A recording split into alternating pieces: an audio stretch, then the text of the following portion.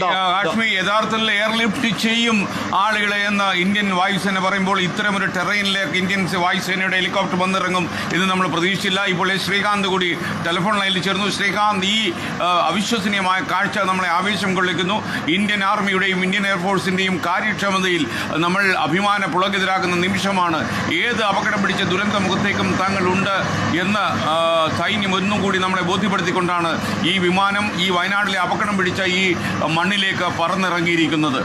യഥാർത്ഥത്തിൽ എത്ര ശ്രമിച്ചാലും അതിസാഹസികം എന്ന് നമ്മൾ വിശേഷിപ്പിക്കുന്ന ഒരു ഓപ്പറേഷനാണ് ഇപ്പോൾ ഇന്ത്യൻ എയർഫോഴ്സ് നടത്തിയിരിക്കുന്നത്. ഈ പരിക്കേറ്റ ആളുകളെ എയർലിഫ്റ്റ് ചെയ്യാനുള്ള കാര്യങ്ങളാണ് ഇപ്പോൾ അവിടെ നടന്നുകൊണ്ടിരിക്കുന്നത്. ശ്രീകാന്ത് ഈ പറയുന്ന പ്രദേശത്ത് നിന്ന് ടെലിഫോൺ ലൈനിൽ ചേരുന്നു. ശ്രീകാന്ത്, വിവരങ്ങൾ എന്തൊക്കെയാണ്?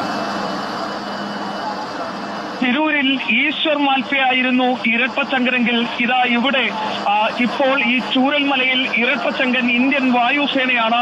ആപത്തിൽപ്പെട്ട് കിടന്ന രക്ഷിക്കാൻ ആരെത്തുമെന്ന ആദിയോടെ കിടന്ന ആ പൗരന്മാരെ രക്ഷിക്കുന്നതിന് വേണ്ടി ഇതാ ഇന്ത്യൻ വായുസേന എത്തിയിരിക്കുന്നു. ഇന്ത്യൻ വായുസേനയുടെ ഹെലികോപ്റ്റർ ഇറങ്ങിയിരിക്കുന്നു, പറന്നിറങ്ങിയിരിക്കുന്നു. ഒരു കാര്യം എടുത്തു പറയേണ്ടത്, ഒരു കാരണവശാലും ഇവിടേക്ക് വായുസേനയുടെ എന്നല്ല ഒരു തരത്തിലുള്ള ഹെലികോപ്റ്ററുകൾക്കോ മറ്റ് ഇത്തരത്തിലുള്ള ഹെലികോപ്റ്ററുകൾ ഇറങ്ങുന്നതിനുള്ള സാധ്യതയേ ഇല്ലാത്ത ടെറൈനാണ് ഇവിടുത്തെ